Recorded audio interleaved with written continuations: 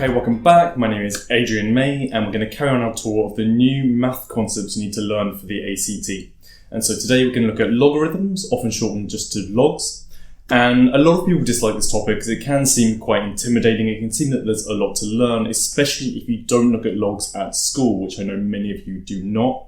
However, it's another one of those concepts where we only really need to know one or two things relatively superficially, and then we can tackle any question that comes up. And the main problem with logs really is that only one or two log questions turn up per ACT paper, if it turns up at all. So you just don't get a lot of exposure or a lot of time to practice this either. And so it can be something that turns up now and again, seems confusing, you skip over it and never really learn it. So through this video, we're firstly going to learn out just what logs are, what the relationship between exponential expressions and logs is, and then you just need to learn three relatively simple log laws that will take you through any question that's going to come up. So hopefully by the end of this video, you're going to know all you need to know about it. You can feel super comfortable with it, and you can go and do some practice questions and feel confident that you know what you're doing. Okay, so if you're ready, let's get started.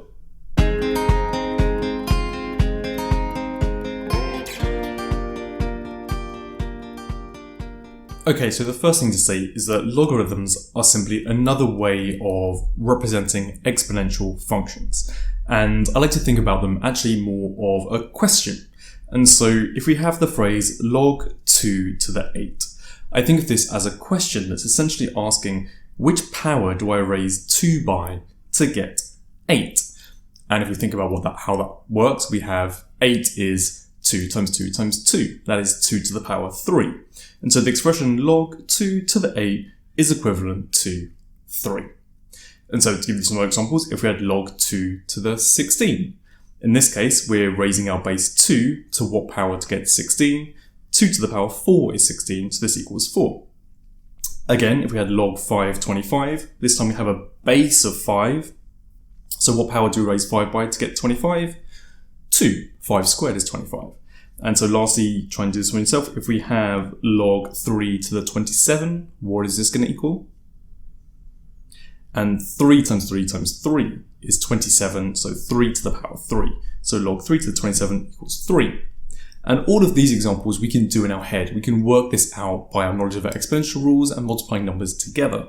However, logs become more useful when we have exponents that aren't as straightforward. They're not integers or whole numbers.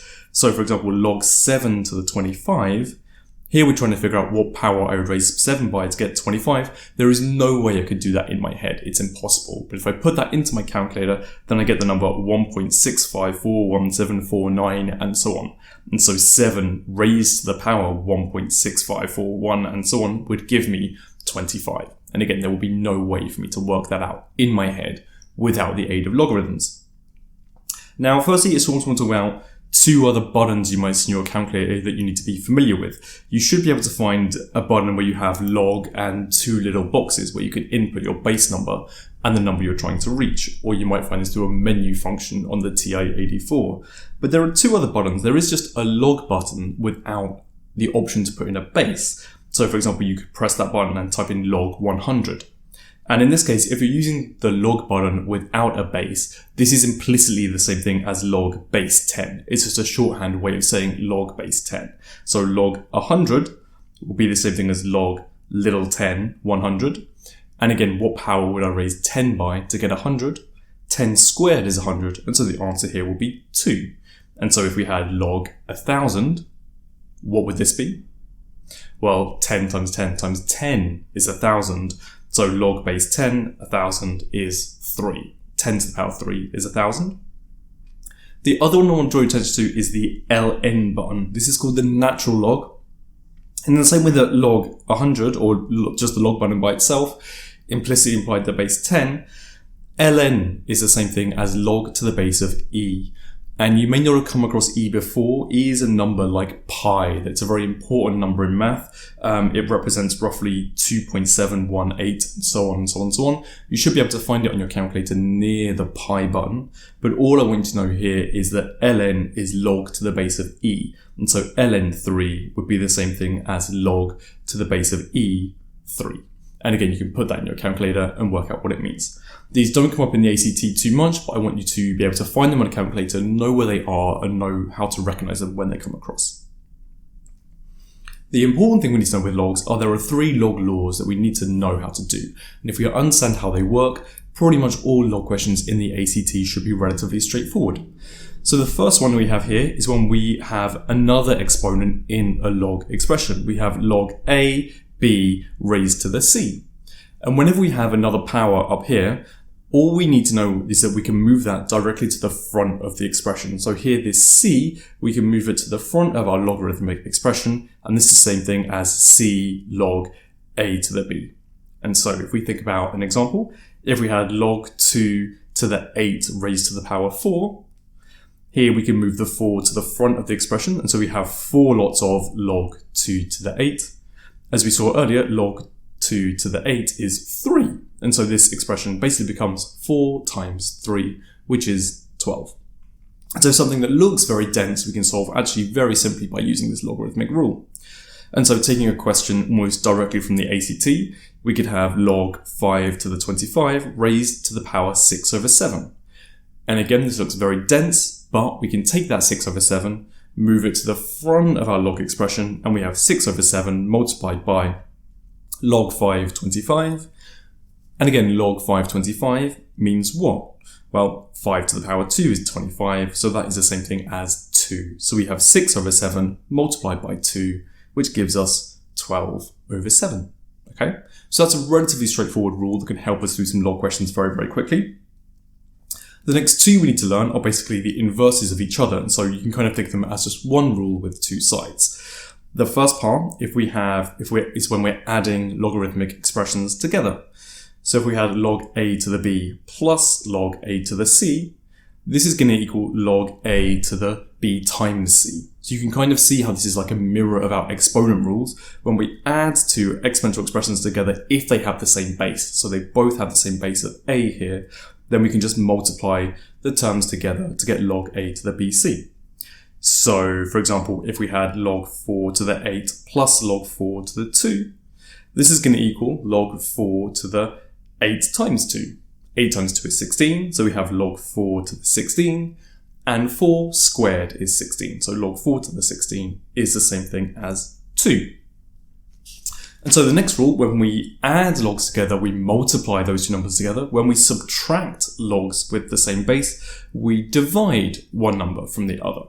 So if we had log A to the B minus log A to the C, again, we have the same base of A, and we're going to divide B and C from each other. So we're going to get log A to the B divided by C.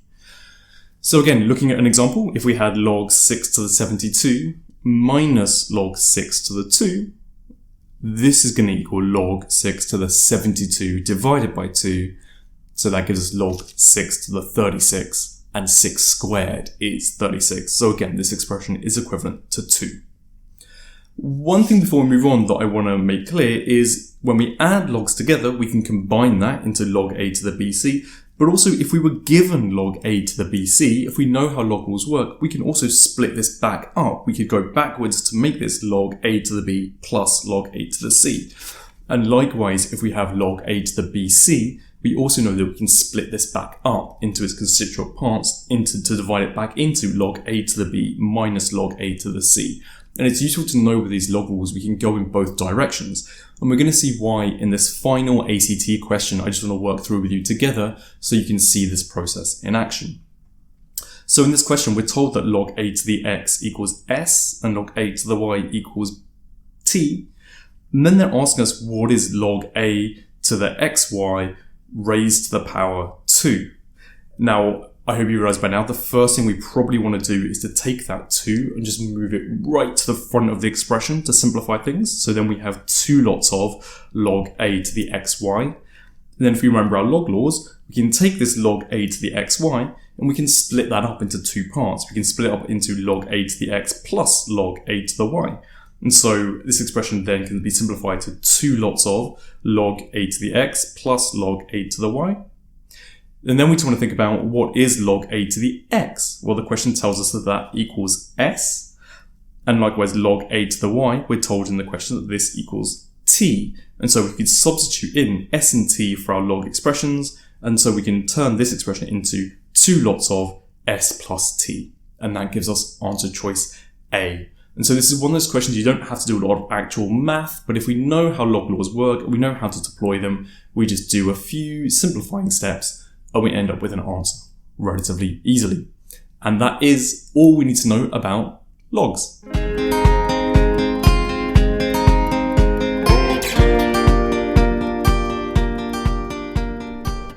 Okay, and we're done. Hopefully in the near future, I will make a quick revision practice question video so you can use that knowledge again and just test yourself with various log questions. But that is all the basic knowledge you need to know to do log questions in the ACT.